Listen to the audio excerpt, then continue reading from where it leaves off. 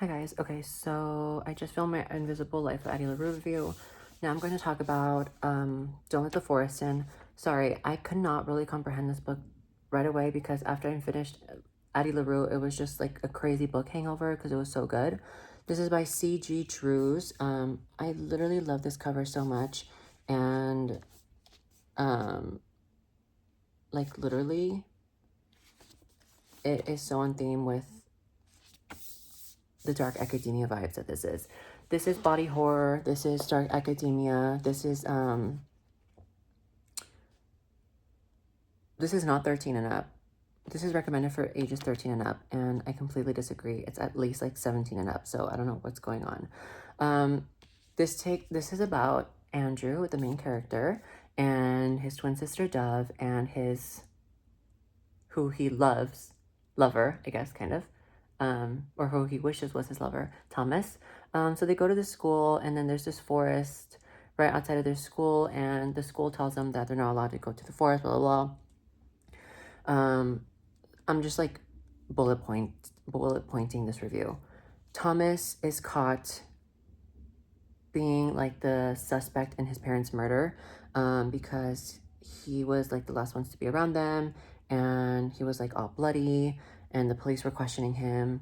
Come to find out, he is an artist and his drawings are coming to life, and he's been an artist for like his whole life, so he's drawn like tons of paintings. The thing is, when he draws, usually he's feeling like either angry or depressed or just a lot of emotions, just like low vibrational emotions. And so I think that's one of the reasons why they're coming to life as monsters, even though he is drawing monsters. So they're coming to life and drawing monsters, and Andrew thinks that he's going out every night with his twin sister Dove, but the truth is that Thomas is going out every night to kill the monsters so that they don't attack the school. So he kind of beats them to it. The thing is, it's exhausting Thomas and it's draining him, and so his emotions are all over the place. Meanwhile, he is in love with Thomas. They're already close to begin with in the beginning anyways, but they just become closer through this. Andrew sees the monsters. He knows they're real. And then it's so weird. Like, I'm just going to skip to the end. So, like, they fight the monsters, they kill them. And then Andrew's like a writer, so he writes like vignettes, and you kind of see them throughout the book. And come to find out, we thought that Thomas was the creator of the monsters coming alive. We still don't know what's causing them to come alive. We never find out, honestly, which is kind of upsetting. But the thing is, like, it turns out that maybe he's the creator because he writes little like vignettes in the trees and then like on paper, and it kind of like makes them stop, like it makes the monsters die. But you kind of have, the trick is like with the magic, that you kind of have to write that the characters suffer, but then because they suffer, like at the end of at the end of the little blurb he's writing, you have to write like, and the monsters die because they tasted mortal food, or because they tasted mortal flesh, or something like that. So like, you can't just write and then the monsters died. For some reason it doesn't work, and you have to write like suffering into it, whatever. But the other thing that really got me so confused, but it did kind of explain it after I rewound and kind of went through the book again. So he was like in the forest, and then Dove was following him, his twin sister, and she was telling him like, we need to check you into a mental health hospital, like you're not feeling good, you're not doing good, blah, blah, blah. This is towards the end of the story, like 30 pages before the ending. And he was like, no, like me and Thomas have been fighting the monsters every day, blah, blah, blah. We're like doing it to protect you. Why is my ear red all of a sudden? And Dove is like, what are you talking about? Like, Thomas has been in jail for like the past year.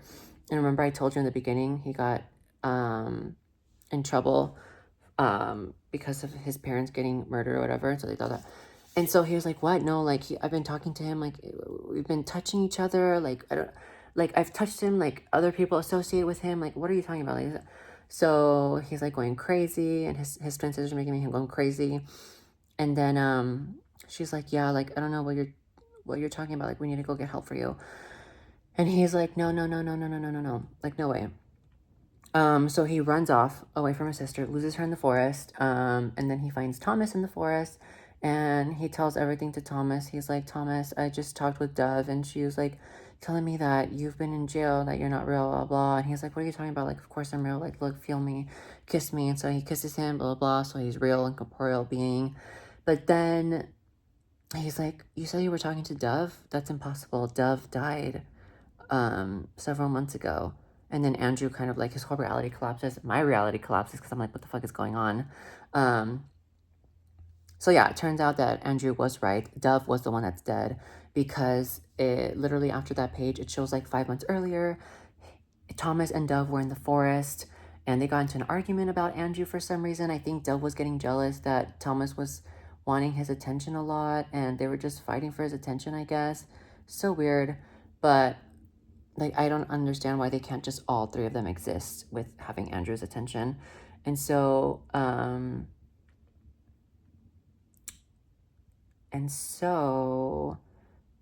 in the forest, like she climbs a tree or something for some reason, I don't know why, and she falls and she lands on a rock and she dies. And then like the whole school knows about it, blah blah blah.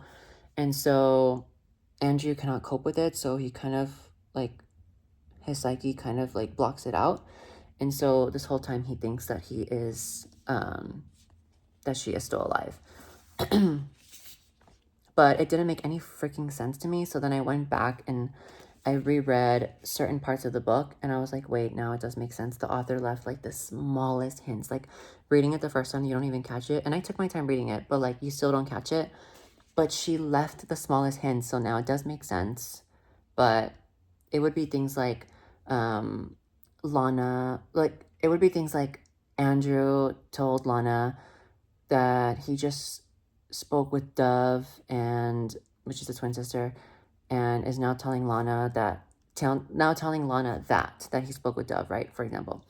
And then the author would write like Lana looked at Andrew wide-eyed in shock, or Andrew looked at Lana in horror, or something like that. Something like that, right?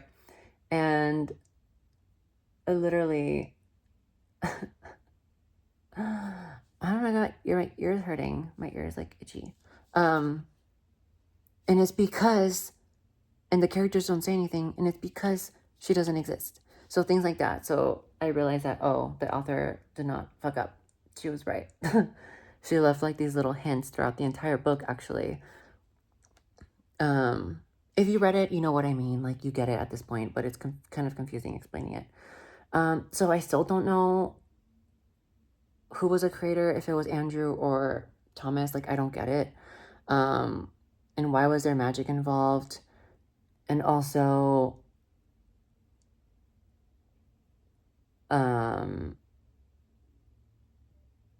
like, he completely, like, his body, like, completely convulsed and, like, destroyed itself because he had the forest growing in him, Andrew. And then, like, we skip to, like, the last 2 pages, and then him and Thomas are, like, completely fine, it seems. Are they, like, both dead or what? Like, I don't get it. Like, can someone explain to me, please, that's read this? I think this book is fairly new, so I don't know how many people have read it yet, but I recommend that you read it. But I don't, okay, so here's the thing. I don't understand why the rating is so young adult. I guess it's a young adult book.